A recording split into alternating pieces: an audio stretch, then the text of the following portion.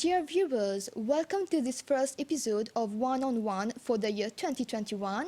We have with us tonight our guest Sahana Jafer, who is 22 years old. She is an emerging creative writer and the author of the book In the Pursuit of Greater Good. Sahana Jafer, thank you so much for being with us in the studio of the MBC. Hello, Koyu, and thanks a lot for inviting me and for giving me this opportunity. I'm really happy to be here. Sahana, poetry is a form of literature that uses aesthetic and rhythmic qualities of language to express feelings or evoke an idea. You are a young author. How do you define poetry, and what does it really signify to you? Well, for me, poetry is the most sensitive form of language.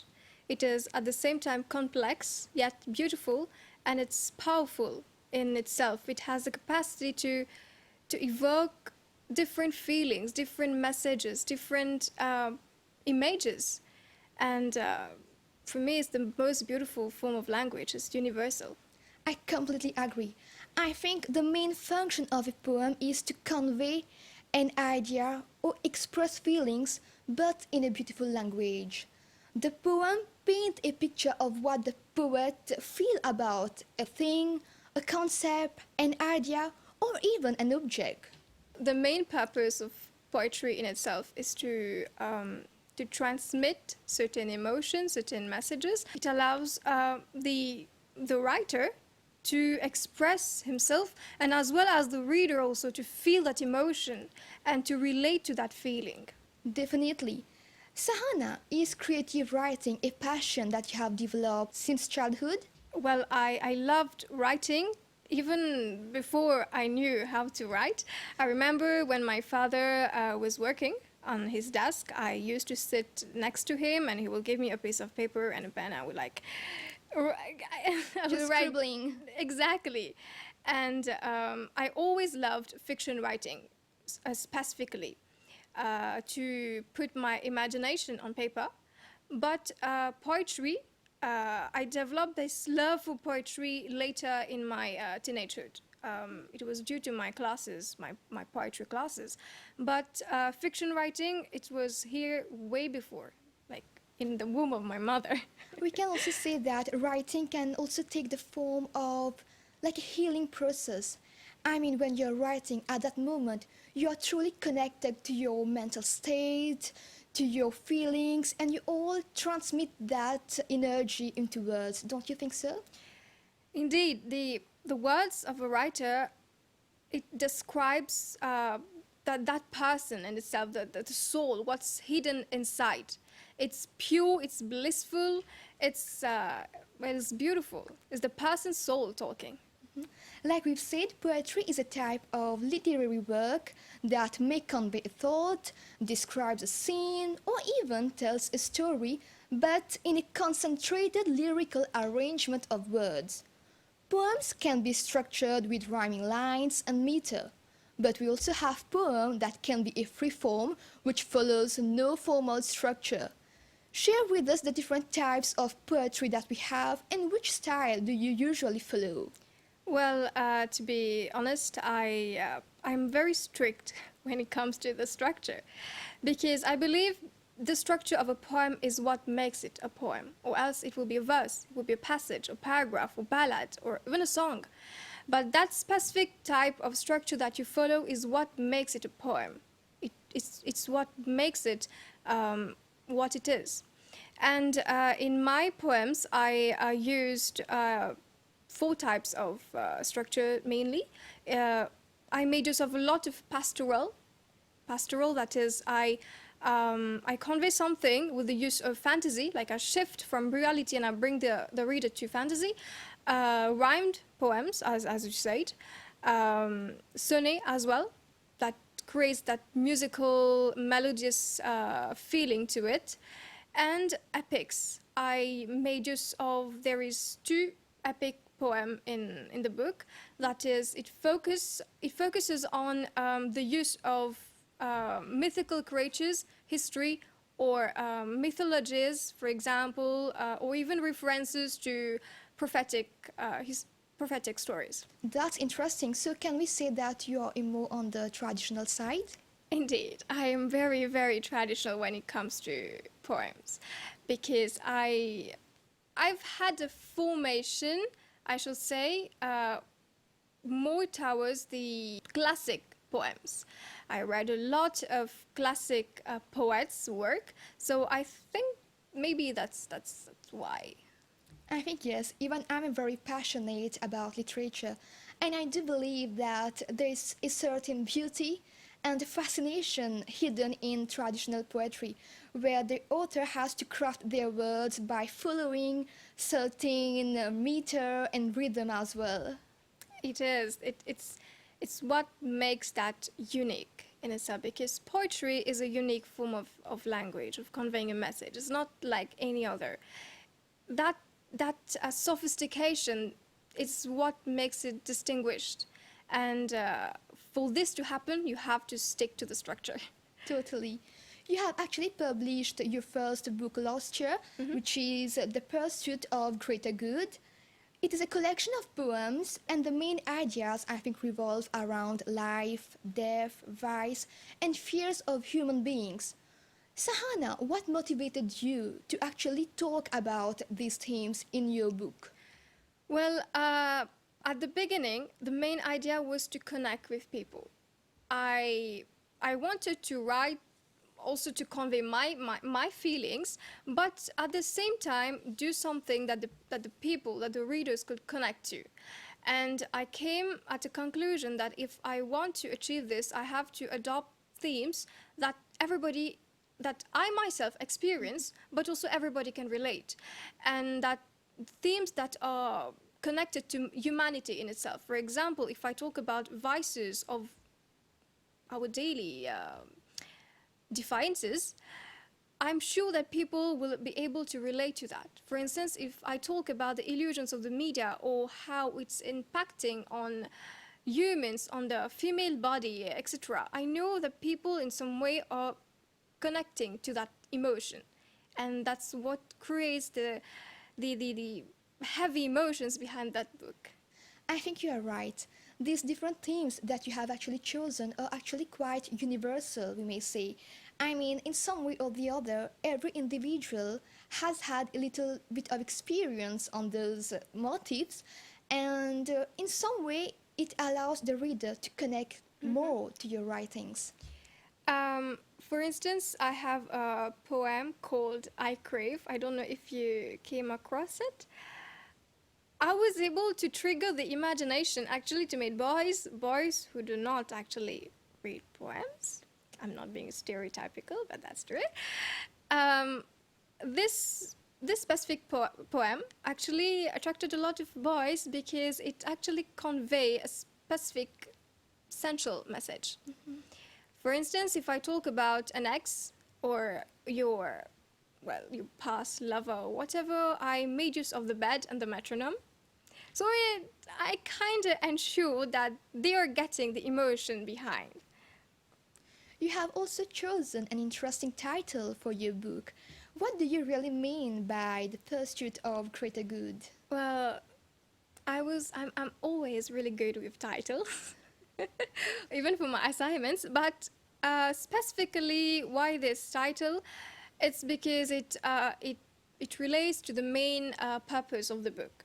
Like each poem, all the 50 poems in there have one specific concept. That is, it starts with negativity. I propose the problems, etc., and then it ends with a dose, a glimpse of positivity, solution to the problem. And the book in itself, through that, I want to show people, to show the readers, that no matter what kind of problems you're in, if you focus on that greater good, on that great aim, that light at the end of the tunnel, you'll be able to go through that darkness and achieve and get past anything. For instance, like say when we were at university, still doing our assignments and feeling overwhelmed with those, we focused on that degree out there, and that's what made us went through that. And It's just to say that no matter what kind of difficulties you might be in, you must have a greater good. By focusing on that greater good, you'll get past anything. I think it's all about focusing on the brighter side of life, Exactly. being full of positivity, and really know your goal and focus on that only. Indeed. But Sahana, what was your creative process for writing that collection of poetry? Well, firstly, I try to find a theme to begin with, to know what I will write about, what theme I will work on, and then I break it down. I make a lot of researches, whether it might be in the news, in the history books, in whatever. I make a lot of researches, and I just write a draft, a small paragraph, a draft. I put into bullet points many ideas that I have. And then what I do next is I find the specific structure that I want to allocate to that specific poem. It will depend on the length that I want it to have. And then from there, I will start putting the words in a beautiful way, in constructing it melodiously, and that's how it happens. There's a lot of work behind actually going to write a poem. You have to really do some research and analyze things before take a pen and then start to write. It's if you do your research well, it will be felt, it will be seen in the work, and if you want to do something good, if you want to write good poetry, you have to do researches. You have to learn what our old poets were doing. For instance, whenever I think of something, I think of doing something, I always go and read other old poets like Edmund Spenser or Shakespeare or whatever. I try to read what they do, how they do it, and then I try to apply it to my own with a dose of modernity. Like you're inspired from their writings and then really bring out your own touch. Exactly. Sahana, like we've said, your poetry also focuses a lot on structure. I mean, this includes the line length. For instance, short lines are read faster, while longer lines slow down the pace of the poem. Your collection of poetry also includes stanzas, quatrains, which normally contain a central idea. How important structure is in a narrative in a poem for you? Well, it's of a great importance, I shall say, because well, if I have in mind that I want to write a lengthy poem, I should really ensure that different ideas are delivered through different stanzas. Stanzas are really important because it helps to break down the idea, to break down the melody also, and really allow the reader to breathe and to absorb what's in the poem. If you're just going to write everything, he's going to just read and maybe get past that, getting the feeling. So I shall say that it's really important how you structure your stanza and how you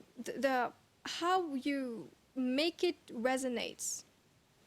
It's really important. Yes, you're right. I think the structure of a poem refers to how it was crafted. A poem with a strong structure allows the reader to move easily from the Exactly. beginning to the end of the poem, and in some way it helped to create a particular response with the reader. Exactly. For instance, through each stanza, you can allocate it with specific images. Like there are poems that are like each stanza have a season. Like you can describe death through winter, you can describe birth through summer or autumn or anything. So stanzas are important in the messages, but also helps you to view that image that the poet wants to convey. When we are talking about structure, I mean structure also refers to the consistency throughout the poem. For example, you've written a poem, it's titled If Only, and you've repeatedly used that word if only. And in another poem, which is called A Reality, you have started each line with I quote so many times. I mean, this figure of speech is actually called anaphora. How do you think the anaphoric use of these words contribute to the aesthetic effect of this poem? Anaphora is a way to bring aggressivity to the poem. Like it creates a feeling of litany. When you want to complain about something, or if the poem is about a specific complaint or anger about something, the use of anaphora creates that aggressivity. It's really that repetition, that constant repetition makes the reader know that the power behind the message. And I use that technique in If Only because I was talking about money. Like if only money was not the key to the happiness of people. And by doing so, I hope I was able to really attract the attention of people towards that. You're right. I think this technique and the use of repetition put a lot of emphasis not only on the message but also on the emotion of the poem. And somehow it also encourages the reader to open up their mind and read between the lines. Don't you think so? Exactly. It triggers them. It triggers them. It makes them think twice about that specific message. So, yeah. You have also used the concept of fairy tales in one of your poems, and you have actually deconstructed the idea of fairy tales in The End of Witching. I mean, what was the main motivation behind that piece of writing? The poem is called The End of Your Witching, and that specific poem was dedicated to all the people who consciously are doing bad to others. Because there are some people out there who consciously harm the person beside them. And by doing so, I wanted to tell them that being bad will bring you bad at the end. And it's like I took them, I shifted them into a world of fantasy because we watched a fairy tale even once in our life. And like when the main concept behind a fairy tale is that you will see that no matter how much the villain tries hard to harm the good one, he will lose. And it's the hero who wins. So through that, I wanted to tell them that what you're doing bad will return to you one day. Because there is always an end to the witching. The hero always wins. So think twice. So in a way, there is this dichotomy of good and bad in that poem. And I also think that the use of fantasy in that particular poem has in a way allowed the reader to reflect back on their own reality. Exactly. It also brings them back to their childhood, to the moment where they were watching fairy tales. And that shift from reality, it helps them to understand the message, but also in a soothing way. Poets normally grab the attention of their audience or readers through figurative language or literary devices. Share with us the imagery or metaphors that you use in your poems to attract attention of your readers. Well, as I mentioned earlier, I made use of a lot of pastoral poems. That is, there is a lot of analogies in my poetry. Like, for instance, I used the swan. I used the story of Narcissus and Echo, that goes back to the Greek mythology.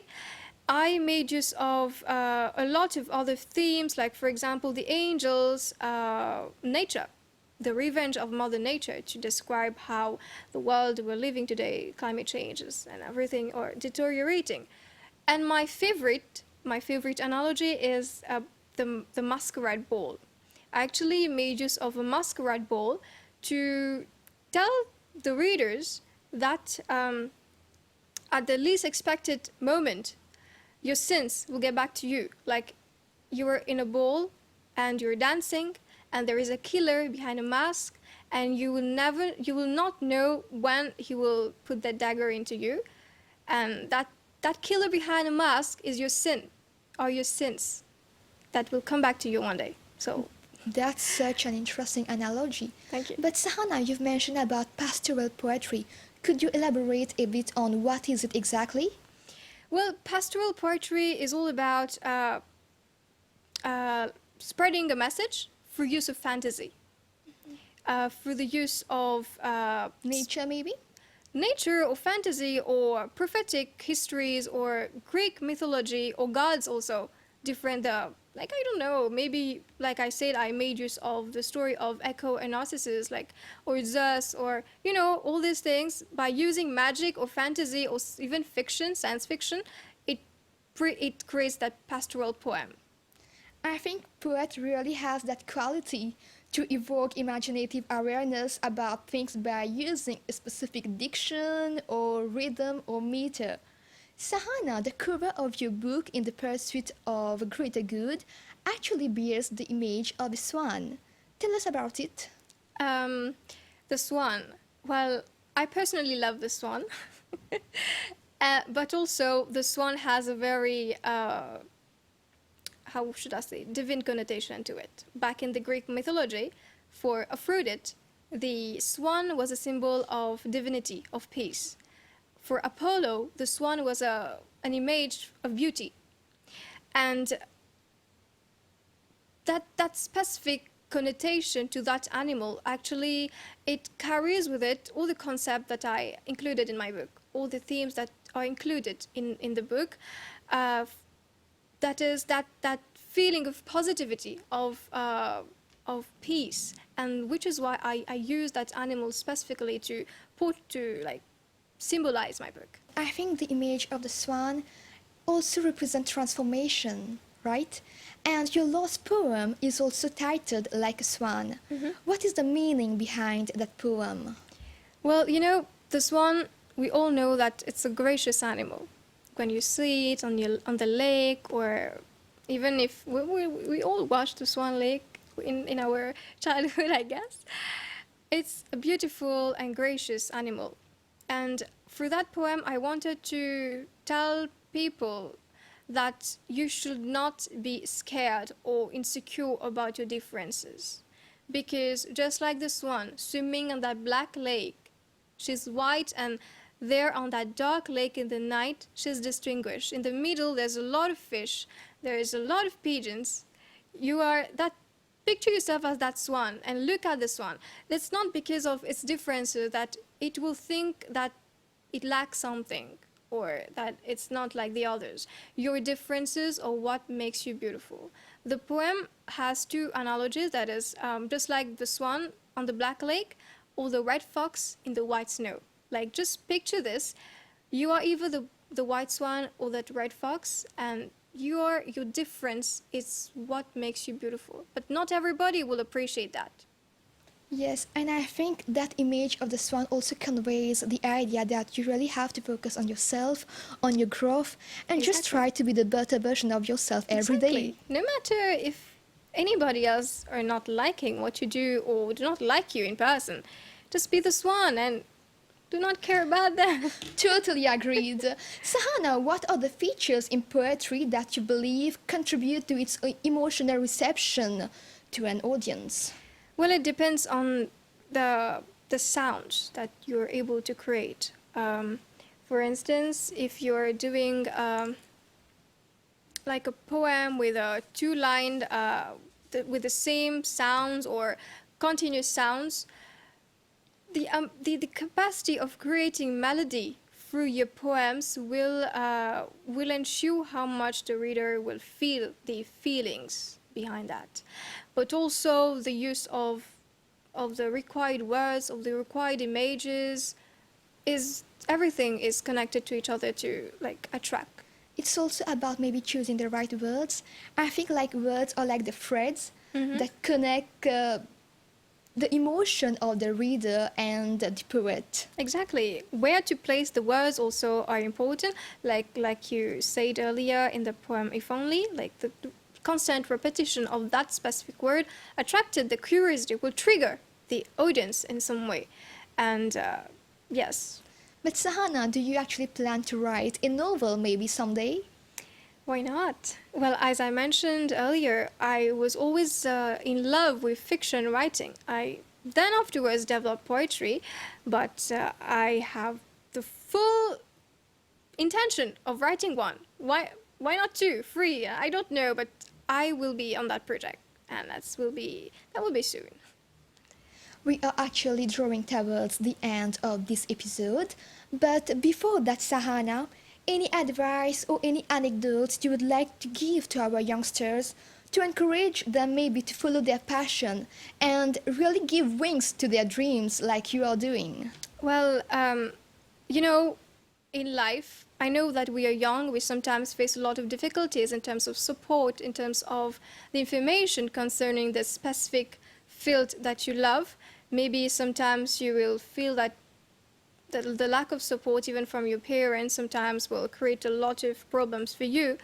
But I will tell you that no matter what, if anybody ain't supporting you, or even if somebody came out of nowhere and criticized your work, even if you're not knowing what direction to go, just do your work. Do your work, do your art with passion, with hard work, with determination, and the opportunity shall come to you.